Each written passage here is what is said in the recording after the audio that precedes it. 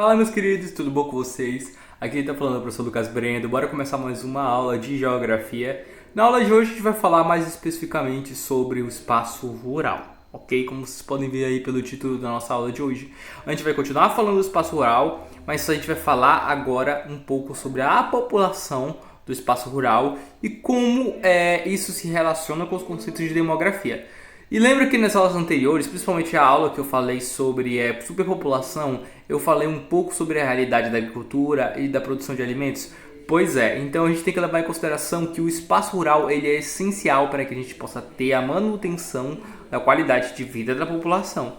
E como a gente está falando de população, a gente está falando de grupos e a agricultura é essencial para a população, visto que ela é o que vai manter a população crescendo, né? À medida que as pessoas não morrem mais de fome, não estão passando mais não estão passando por um caso de subnutrição como estávamos passando nas décadas anteriores, até porque a realidade alimentícia mudou muito.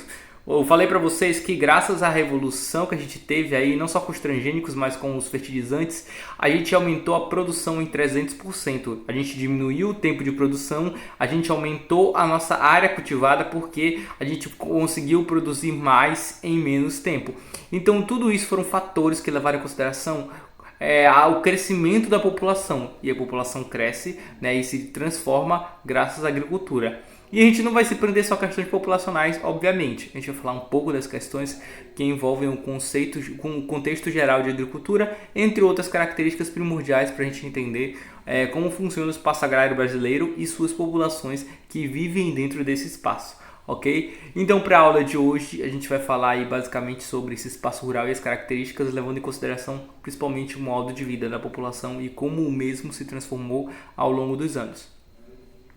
Bom, fatores que contribuem para as atividades agropecuárias no Brasil. Por que o Brasil é uma área tão visualizada quando se trata de agricultura?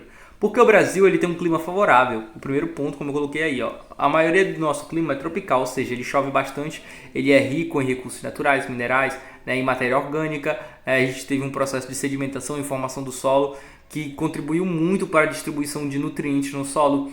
Então, nosso solo é muito rico em nutrientes e também é muito rico em vida. E graças a isso, graças às chuvas, também é muito rico em água. E isso é uma combinação de fatores que faz com que o nosso solo seja extremamente fértil, né? A gente tem um relevo um pouco acidentado em algumas regiões, ou seja, não tem aqueles relevos rochosos, né? Nosso relevo, nossa principal forma geomorfológica de bacia é sedimentar, ou seja, a gente é mais planícies sedimentares. A gente tem um solo muito fértil, graças ao que eu falei para vocês, a matéria orgânica, a água, entre os fatores, tornam o nosso solo muito fértil, tá? A gente tem um grande mercado consumidor externo e interno, ou seja, o Brasil ele não produz apenas para os brasileiros, ele produz também para a matriz externa e é dela que a gente vai falar também hoje. Mas como eu falei também, a nossa produção interna facilita muito o crescimento da população, visto que as taxas de importação, os produtos importados e vendidos aqui no Brasil, eles são distribuídos para a população a um preço bem mais baixo. Vai comprar uma carne nos Estados Unidos para você ver o quanto é mais caro que aqui. Vai comprar uma comida que você come aqui no Pará para você ver como é muito mais caro. Então essa realidade ela é nítida, não só porque o Brasil ele é um exportador, né? A gente é o centro dos alimentos do mundo, tá bom? Então a gente tem que levar em consideração que a nossa produção agrícola ela é essencialmente voltada para o setor externo, mas também a gente vende aqui dentro. E graças a isso a gente tem um acesso muito maior aos alimentos, porque os alimentos eles estão em abundância na nossa região. Então a gente tem um grande mercado consumidor externo e externo e a expansão da modernização agrícola, que também é um fator. A pecuária e a agricultura ela acaba se expandindo cada vez mais devido aos avanços tecnológicos com o mundo globalizado e o meio técnico, científico e informacional. A gente já falou disso em muitos momentos. E o que é que isso tem a ver, professor? Com o avanço do meio técnico-científico, entre outras formas tecnológicas, aí a evolução do espaço de forma geral, a gente teve aí também a evolução do espaço rural. O espaço rural ele acabou sendo muito beneficiado pelas transformações tecnológicas, porque ele conseguiu também produzir muito mais em menos tempo e ter mais lucro. Não é verdade? Porque às vezes você compra uma máquina, mas a máquina ela não comete erros como um trabalhador poderia cometer. E ela também você tem menos gasto, você só gasta com a manutenção, você não precisa pagar um salário para uma máquina todo mês.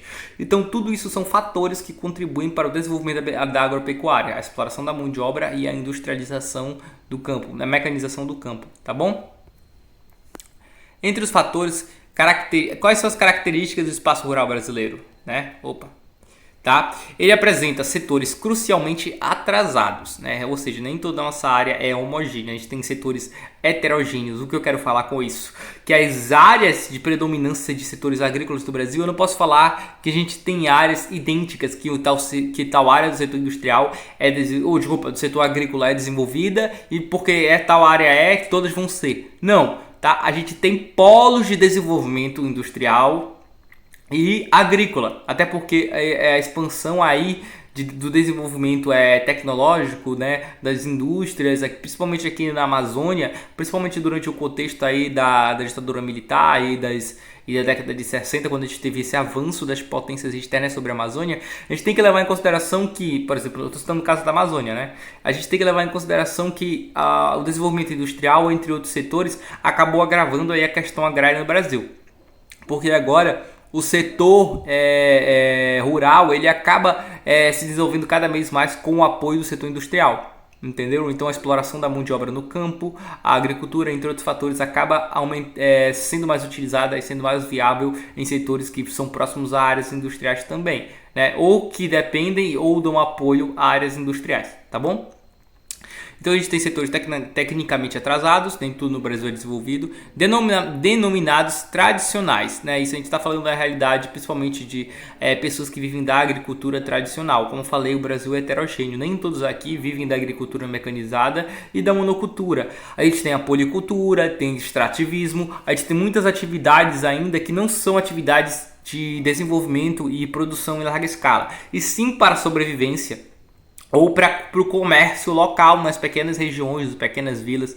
Então a gente tem essa rede, né? E essa rede ela é basicamente tradicional, onde as pessoas fazem trocas, comercializam seus produtos e também produzem isso de uma maneira mais manual, né? Utilizando poucas máquinas, utilizando espaço de terra menor. Então a gente tem os produtos aí que são industrializados que são extraídos e vendidos nesses comércios menores por esses pequenos trabalhadores, que são aí os que são denominados trabalhadores tradicionais e que têm menos acesso à tecnologia.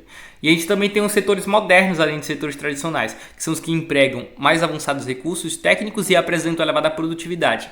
As monoculturas, por exemplo, as monoculturas de soja, de milho, né, entre outras coisas que a gente vai ter aqui no Brasil e na Amazônia, que são conhecidos por serem trabalhados em grande escala. E aí a gente tem a mecanização do campo, né, porque eles vão querer o mínimo de trabalhadores possíveis, né?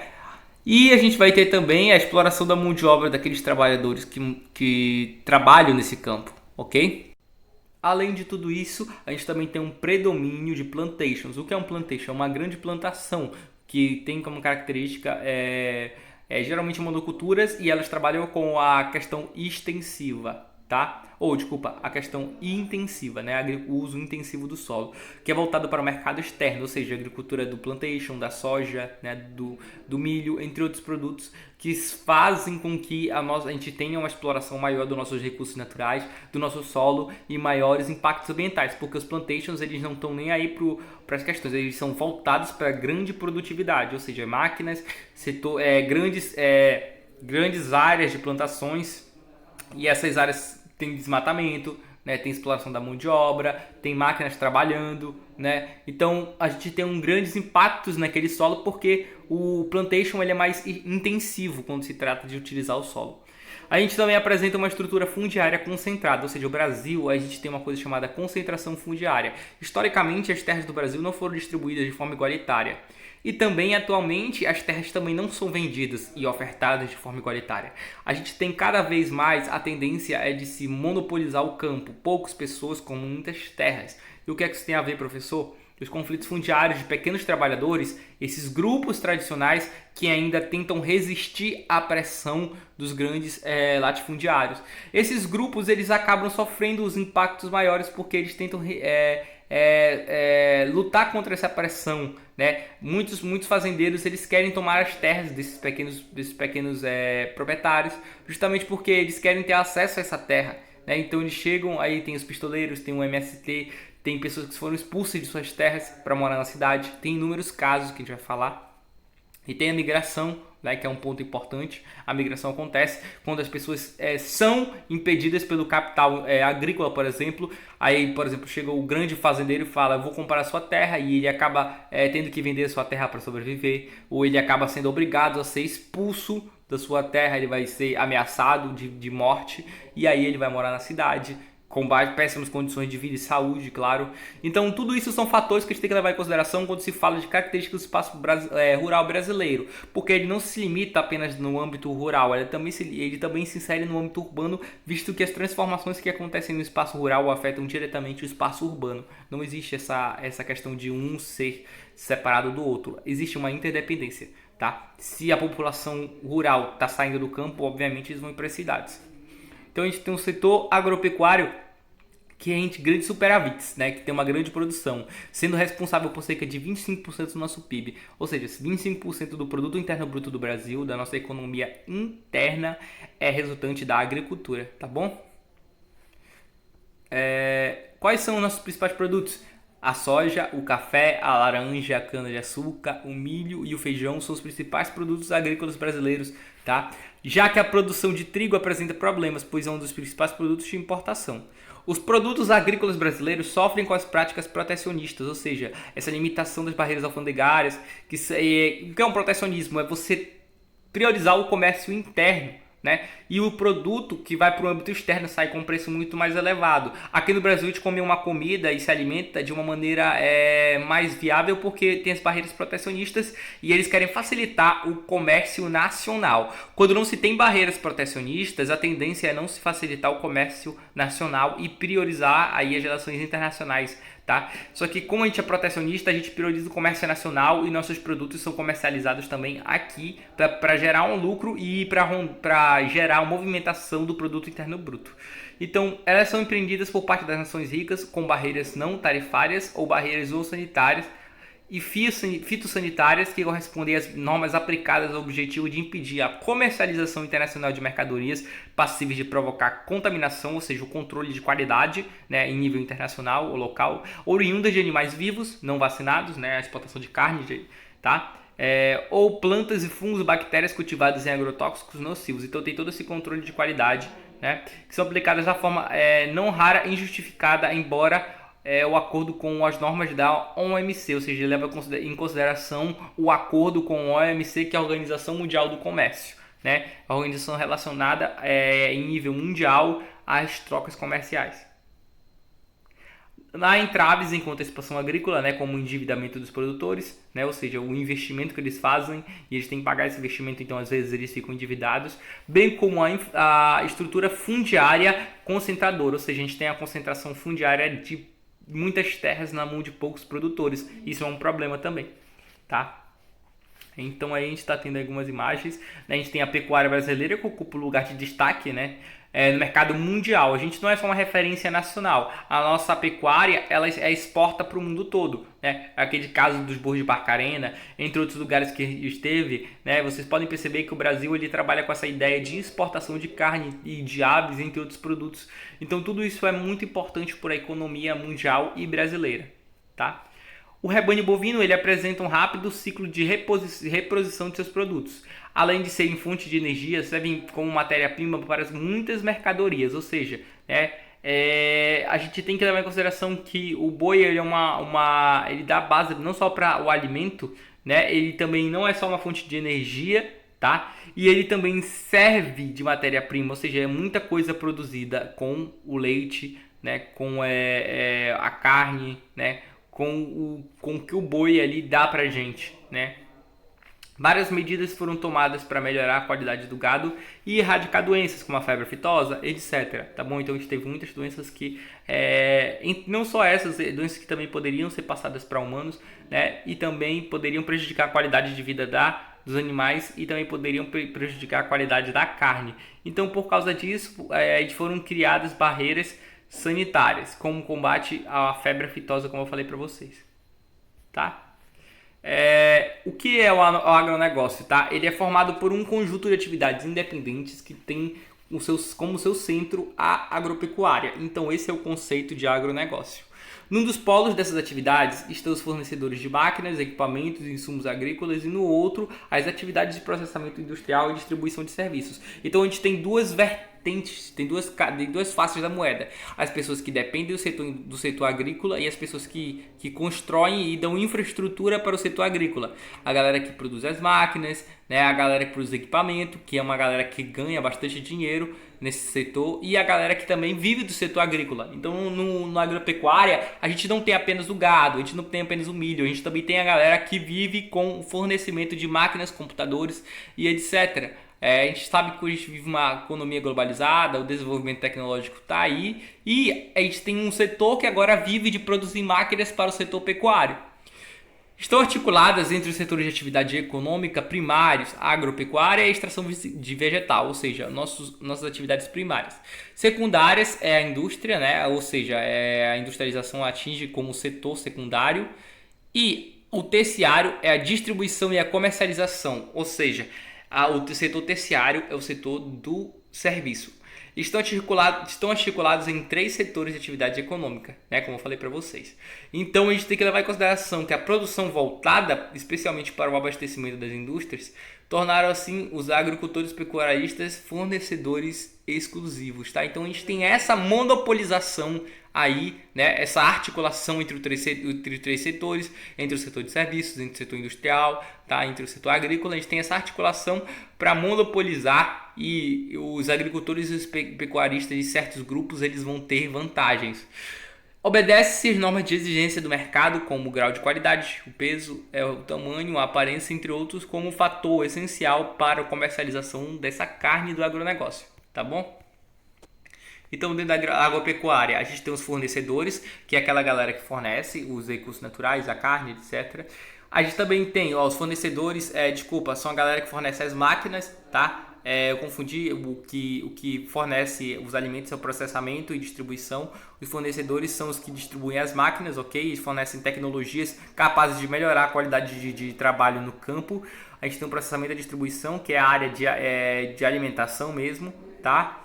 A gente tem, dentro dos fornecedores, a gente também não tem só as máquinas, né? A gente também tem os insumos, tá? Os insumos que são aqueles responsáveis por expandir o nível de produção e diminuir a área plantada, né? Eles vão diminuir a área plantada e o que? Eles vão produzir mais dentro daquela pequena área plantada ou grande área plantada, porque eles vão ter aí os insumos que vão diminuir o tempo de crescimento das plantas, tá? Dentro do processamento e distribuição, a gente tem a agroindústria, a gente tem a indústria e tem a distribuição de serviços, tá bom? Então isso aqui é um mapa mental do nosso setor agropecuário, tá bom? E também a gente tem a agropecuária intensiva, né? O que é a agropecuária intensiva? É aquela que vai utilizar mais ainda o solo. A extensiva é aquela que ela produz com a enxada, com o trabalho manual. O pequeno produtor ele vai trabalhar dentro daquele setor. Então a agricultura intensiva é do pequeno produtor. A agricultura extensiva é do pequeno produtor. A agricultura intensiva é do grande produtor, né? Aquele que vai produzir em grande quantidade, principalmente para o mercado internacional e para abastecer um grande quantitativo populacional. Então a agricultura intensiva ela apresenta elevados índices de produtividade e rentabilidade, tá? Ela tem de mercado interno e externo, ela consegue atingir os dois, né? A gente também tem o uso de máquinas, insumos químicos, né? Adubos, pesticidas, tá? Entre vários produtos que são utilizados para ter esse controle de pragas, né? E também os fertilizantes e adubos para que se tenha o crescimento e a manutenção aí dessas plantas, para que elas tenham uma qualidade. A biotecnologia também permite a seleção de sementes e o desenvolvimento de transgênicos, que é uma ferramenta bem utilizada. O preparo do solo com assistência de agrônomos no plantio, da colheita e da margenagem. Então a gente tem agora engenheiros, pessoas formadas na área, na agricultura intensiva, né? Agricultura, a gente tem os engenheiros agrônomos, que é a galera que trabalha nessa área, justamente para poder facilitar o desenvolvimento e a rentabilidade daquela região, tá bom? Então, a agricultura intensiva ela também tem mão de obra específica e também mão de obra especializada, que no caso pode ser as pessoas que se formaram, estudaram, fizeram uma faculdade e tiveram um grau de instrução de nível superior para poder trabalhar nesse setor. Né? A gente não tem apenas a mão de obra, uma mão de obra desqualificada, que a gente chama. A gente tem que ter uma mão de obra qualificada no sentido de ter uma formação, né, em preparo para trabalhar nesse setor atualmente. E além de tudo isso, né, a gente tem o uso de técnicas de irrigação, né, a gente tem várias técnicas que são viáveis para a implantação de um setor de irrigação, mas para quem não sabe, essas técnicas de irrigação ainda tem que ser muito controladas, porque o setor que mais gasta água e mais gera impacto ambiental do gasto de água é o que? É a agricultura. A agricultura é responsável por 60 a 70% do uso da água. Tá? Então a gente tem que levar em consideração que a agricultura ela precisa criar um controle de irrigação. Tá? Os animais são confinados e a alimentação deles é controlada e balanceada. Então isso é uma agricultura extensiva, né? Ela é voltada para o setor externo e ela tem que ter uma taxa de produtividade mais elevada que a agricultura extensiva. Tá? Então a gente tem duas realidades, a intensiva e a extensiva. Na aula que vem a gente continua falando dessas características, tá bom? Falando um pouquinho ainda da agricultura, tá? E na aula que vem a gente vai falar dos transgênicos e da realidade de certos povos e certos grupos aí que moram no setor agrícola, tá bom? Então espero que vocês tenham entendido e a gente se vê por aí. Até a próxima!